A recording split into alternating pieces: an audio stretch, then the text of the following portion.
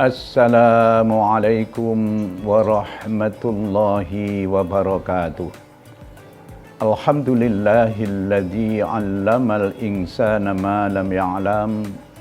Wassalatu wassalamu ala sayyidil arabi wal ajam wa ala alihi wa ashabihi alladhina fazu bi anwa'il khairati wan ni'am wa man tabi'ahum bi ihsanin ila yaumil qiyam. Amma ba'du.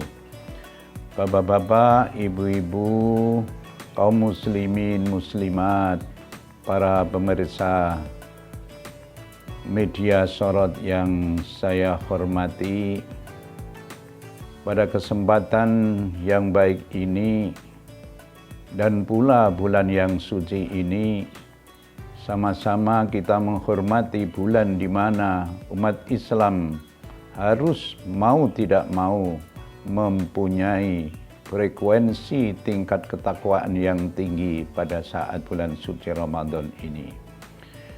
Oleh karenanya dalam jelang buka puasa, mari sama-sama sedikit mengkaji ulang betapa potensi tinggi umat Islam untuk meningkatkan kualitas kadar keimanannya masing-masing.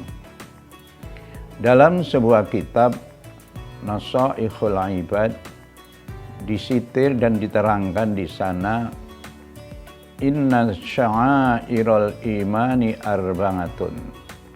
Tanda-tanda keimanan itu ada 4. Yang pertama at-taqwa, takwa. Yang kedua al-haya, malu. Yang ketiga asyukru, syukur. Dan yang keempat as-sabru, sabar. Kaum muslimin rahimakumullah. Iman memang potensi dalam yang orang lain tidak tahu kadarnya iman seseorang, dan kadangkala orang mengatakan iman belum tentu imannya itu menjadi sebuah jawaban dalam pola kehidupan. Maka iman akan memancar, muncul 4 hal ini. Yang pertama takwa. Takwa itu adalah aplikasi iman yang bisa diterjemahkan dalam kehidupan seseorang. Dalam kitab Durratun Nasikhin, iman itu dijawab dengan takwa. Nah, takwa itu akan membentuk sebuah kata-kata yang terdiri dari huruf ta, qaf, waw, dan ya. Ta adalah tawadhu, di mana orang iman mestinya mempunyai rasa takwa, yang takwa itu muncul rasa tawadhu. Tawadhu adalah kondisi seseorang merendahkan dirinya sekalipun sebenarnya dia punya posisi tinggi. Karena sadar diri bahwa di dalam kehidupan ini yang maha tinggi hanya satu, yakni Allah Subhanahu wa ta'ala. Kemudian qaf adalah qanaah. Qanaah adalah kondisi seseorang di mana ikhtiar sudah dicapai dan semua ikhtiar dituruti oleh Allah, namun dia tetap qanaah, menerima apa adanya. Yang ada pada dirinya adalah muncul bahwa itu adalah pemberian Allah. Kemudian wara'ah. Wara'ah adalah punya harga diri yang tinggi. Harga tinggi pada dirinya ini memunculkan bahwa tingginya seseorang diukur dari harga dirinya. Dengan cara menghargai orang lain, justru sebenarnya menghargai diri sendiri. Kenapa begitu? Karena memang itulah muncul akhlak yang dinamakan akhlak yang terpuji. Kemudian ya, yakin. Yakin adalah meyakini bahwa hidup ini Allah yang memberi. Bahwa sebenarnya sesuatu yang ada pada kita, sekalipun berjalannya sesuatu yang ada pada kita ini dengan lantaran orang lain, dan siapapun yang menyadari bahwa itu adalah diyakini bahwa semata-mata Allah yang memberi. Kemudian al-haya, malu. Malu adalah sifat yang tinggi pada diri kita sendiri. Coba pada bulan suci Ramadan ini, Sebenarnya kita di dalam sebuah kamar yang sepi sunyi, tidak ada orang yang tahu manakala kita mau makan. Tapi rasanya malu. Malu kepada siapa? Malu yang tertinggi adalah malu kepada Allah. Pertama, rasa malu itu adalah dipengaruhi oleh orang lain. Lambat atau cepat pengaruh orang lain dari luar diri sendiri itu akan membentuk rasa malu yang disadari dengan diri sendiri. Dengan kebiasaan merasa malu dengan sadar diri sendiri itu, muncullah sifat malu yang tertinggi adalah malu karena Allah. Kami semata-mata berkhidmat bakti kepada Allah, mau diberi mau tidak diberi, Allah yang Maha Tahu. Maka dalam sebuah kehidupan ada yang dikatakan ya'budunallaha ala sabilil hubbi, menyembah pada Allah adalah tataran cinta. Orang cinta tidak butuh apa-apa karena memang kita cinta, akan diberi tetap cinta, tidak diberi pun kita tetap cinta. Kemudian yang ketiga, syukur. Syukur adalah keadaan hati yang dimunculkan paling tidak asyukru bil jinan, syukur dengan hati. Dalam hati membatin bahwa dirinya membaca tahmid yang dalam-dalam. Kemudian asyukru bil lisan, menyukuri dengan lisan. Lisan minimal membaca tahmid. Kemudian asyukru bil arkan, menyukuri dirinya dengan perbuatan.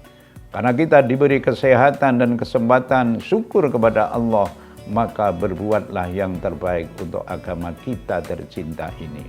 Dan yang keempat adalah as-sabru, sabar. Ada di dalam sebuah makalah as-sabru kas-sibri. Sabar itu bagaikan batu wali, kata orang Jawa. Pahit rupanya, susah rupanya, tapi mudah diucap. Sabar katanya slogan-slogan biasa yang sering kita dengar dan sering kita munculkan, tapi ketika diaplikasikan dalam bentuk kegiatan diri adalah sangat berat. Sabar menghadapi nikmat. Kita mendapat nikmat, kalau sabar tentunya banyak syukur. Sabar menghadapi musibah, manakala kita diuji dan dicoba oleh Allah, tentunya kita tidak menggerutu.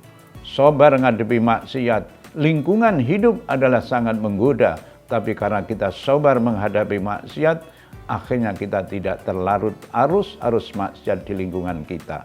Dan kemudian sabar menghadapi ta'ah. Ta'ah adalah perintah. Perintah Allah adalah perintah yang tertinggi. Kemudian perintah Allah yang tertinggi ini ada beberapa orang bersikap. Satu, kadangkala perintah itu kita kerjakan hanya sebatas untuk menghilangkan beban, untuk melaksanakan tugas. Lambat atau cepat itu akan muncul bahwa kita menghadapi perintah Allah adalah sebuah kebiasaan.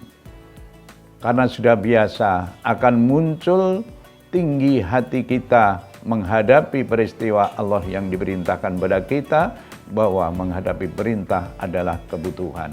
Mari sama-sama bulan suci Ramadan ini kita sikapi bahwa kitalah yang butuh. Sebenarnya Allah tidak membutuhkan ibadah kita. Karena kita menyadari bahwa semua apa yang ada di dunia ini ada zat yang menciptakan, yaitu Allah Subhanahu wa Ta'ala. Maka sadar diri kita bahwa kita berbuat, kita melaksanakan ibadah adalah kebutuhan kita. Kalau sudah sampai pada titik kebutuhan, fa insya Allah segala bentuk yang berat apapun dirasa ringan. Karena yang butuh adalah kita. Allah tidak membutuhkan sesuatu yang dari kita. Tapi ketahuilah bahwa sekecil apapun yang ada pada kita tercatat di sisi Allah nanti. Dan apapun yang terdapat di kita, kebaikan sekecil dan sekecil apapun kejelekan, tidak bisa terhindar di hadapan Allah Subhanahu wa Ta'ala. Oleh karenanya, sama-sama mari kita ruang-ruang kosong di hati kita diisi dengan taklim, pelajaran-pelajaran, pendidikan-pendidikan di bulan suci Ramadan. Barangkali ada waktu-waktu tersisa kita, sempatkan kita membuka Al-Quran untuk dibaca dan diulang-ulang. khatam adalah lebih baik. Kalaupun toh kita tidak mampu dan belum mampu, marilah datangi majelis-majelis ta'lim. Kita datangi majelis Al-Quran di mana tadarus di situ. Kita kembangkan apa kita bisa menunaikan di situ, mungkin memberikan takjil. Mungkin juga bisa menyimak dan mendengarkan, menyediakan minum dan sebagainya. Ini adalah karamah Al-Quran. Kaum muslimin rahimakumullah.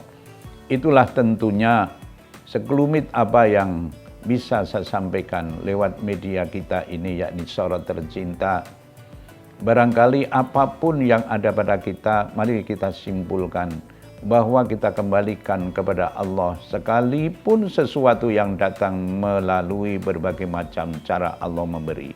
Namun endingnya bulan suci Ramadan ini adalah membentuk karakter yang tertinggi, adalah la'allakum tattaqun, agar kita menjadi manusia-manusia yang bertakwa. Selamat menunaikan ibadah puasa. Semoga puasa kita di hari-hari mendatang akan semakin berkualitas, ditutup akhir Ramadan dengan penuh khidmat. Harapan kita kepada Allah istiqomah tentunya yang kita minta, dan bahkan ending akhir hayat kita, semoga Allah mencatat kita sekalian sebagai orang-orang yang pergi menunaikan panggilan Allah adalah sebagai umat yang husnul khatimah. Sekian, terima kasih, khilaf salah mohon dimaaf, dan saya akhiri, wassalamualaikum warahmatullahi wabarakatuh.